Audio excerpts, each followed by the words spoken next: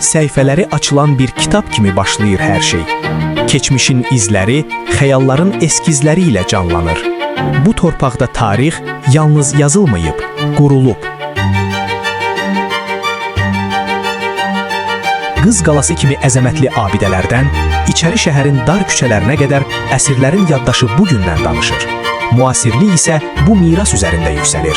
Crescent Mall, Heydər Əliyev mərkəzi və Bayraq meydanı memarlığın yeni nəfəsini formalaşdırır.